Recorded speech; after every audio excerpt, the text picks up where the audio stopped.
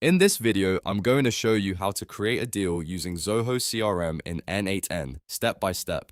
If you're building automations for sales, lead tracking, or pipeline management, this is a simple workflow action that can save you time and reduce manual entry. And if this tutorial helps, make sure to hit like and subscribe for more n8n automation guides. Alright, let's jump right in. First, open the workflow you want to work on inside n8n.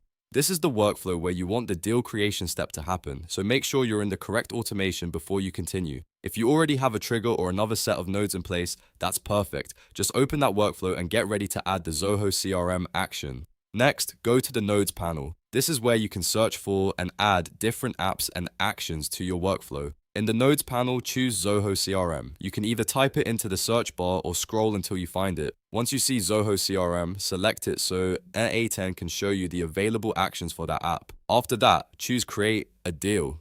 This is the specific action that will let your workflow create a new deal record inside Zoho CRM automatically. Once you click it, n8n will add the node to your workflow canvas and open the configuration panel for you. Now it's time to configure what to create.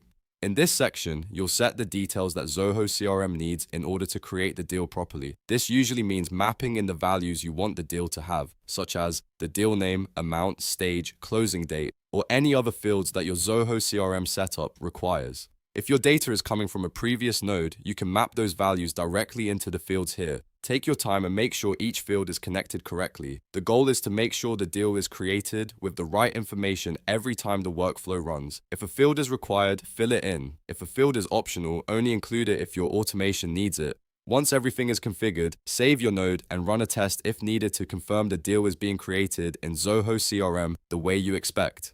That's it. You've now set up a workflow to create a deal using Zoho CRM in n8n. If this video helped you, please like the video and subscribe for more quick n8n tutorials, automations, and CRM workflow tips. Thanks for watching, and I'll see you in the next one.